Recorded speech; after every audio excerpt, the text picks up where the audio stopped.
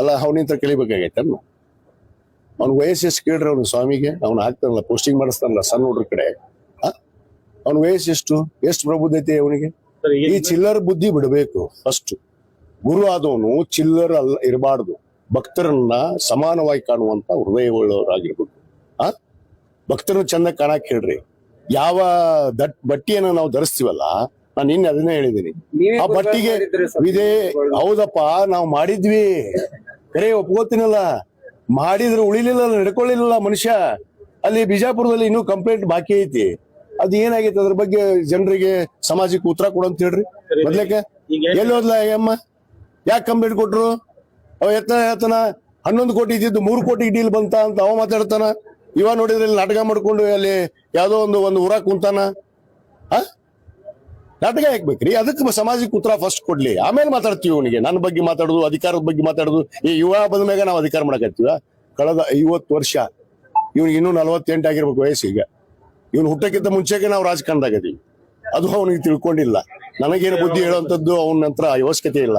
ನಾನೇ ಸಾಕಷ್ಟು ಬುದ್ಧಿ ಹೇಳಿದ್ದೆ ಅವನಿಗೆ, ಸರಿ ಮಾಡ್ಕೋ, ನಿನ್ನ ದುಷ್ಟು ಬುದ್ಧಿನ ಬಿಡು, ಒಬ್ಬ ಸ್ವಾಮೀಜಿಯಾಗಿ ಗುರುವಾಗಿ ಹೇಗಿರ್ಬೇಕು, ಕಾವಿಗೆ ಸನ್ಯಾಸಿಯನ್ನು ವಹಿಸಿದಂತವ್ರು ಹೇಗಿರ್ಬೇಕು ಹಂಗೆ ಅರಿವಿಟ್ಕೊಂಡು ನಡಿ ಅಂತ ಹೇಳಿದ್ರೆ ನೆಡ್ಲಾರ್ದಕ್ಕೆ ಹೊರಗೆ ಹೋಗ್ಯಾನಷ್ಟೇ.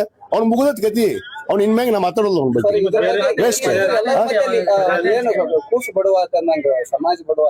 ಸಮಾಜ ಬಡವ ಸಾಧ್ಯ ಇಲ್ಲ. ಸಮಾಜ ಒಗ್ಗಟ್ಟಿದೆ, ಸಮಾಜ ಗೌರವ ರೀತಿಯಲ್ಲಿದೆ, ಸಂಘಟಿತರಾಗಿದ್ದೀವಿ.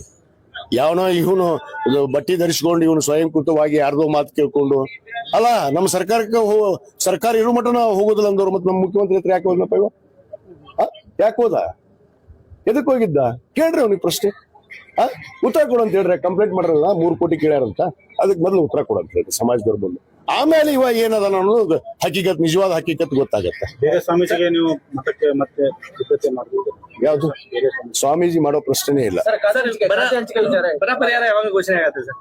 ಈಗ ನಾವು ವರದಿಯನ್ನ ಇನ್ನೊಂದು 2 ಕ್ಷೇತ್ರ ಬಾಕಿ ಇದೆ, ಬೀಳ್ಗಿ ಮತ್ತು ಮುಧೋಳ. ಇವತ್ತು ನಾನು ಹೋಗ್ತಾ ಇದ್ದೀನಿ ಲೋಕಾಪುರ್ಗೆ. ಸನ್ಮಾನ್ಯ ತಿಮ್ಮಾಪುರ ಸಾಹೇಬ್ ಕರ್ಕೊಂಡು JD ಪಾಟೀಲ್ ಅವರು ಅವ್ರ ಊರಲ್ಲಿಲ್ಲ, ಹುಷಾರಿಲ್ಲ. ಅವ್ರು ಬಂದ ಮೇಲೆ ಅದೊಂದು ವಿಸಿಟ್ ಮಾಡಿ ಬಹುತೇಕ ನಾನು ಸೋಮವಾರ ವರದಿಯನ್ನ ನಾನು ಸರ್ಕಾರಕ್ಕೆ ಸಲ್ಲಿಸ್ತೀನಿ. ಅದಕ್ಕೇನು ಸೂಕ್ತ ನಿರ್ಣಯ ಪರಿಸ್ಥಿತಿಯನ್ನು ನಾವು ಅವಲೋಕನೆ ಮಾಡಿದೀವಿ. ನಾವೇ ಸ್ಥಳೀಯ ಖುದ್ದಾಗಿ ನಾನೇ ಭೇಟಿ ಕೊಟ್ಟಿದ್ದೀನಿ ರೈತರ ಹೊಲಕ್ಕೆ. ರೈತರ ಸಂಕಷ್ಟವನ್ನ, ಅವರು ನೋವನ್ನ ನಾನು ಅರ್ಥ ಮಾಡ್ಕೊಂಡಿದ್ದೀನಿ. ಅದನ್ನ ನಾನು ಮುಖ್ಯಮಂತ್ರಿಗಳ ಹತ್ರ ವಿವರವಾಗಿ ತಿಳಿಸ್ತೀನಿ. ಖಂಡಿತವಾಗಿ ಅವ್ರು ನ್ಯಾಯ ಕೊಡಿಸುವಂತ ಕೆಲಸ ಮಾಡ್ತಾರೆ.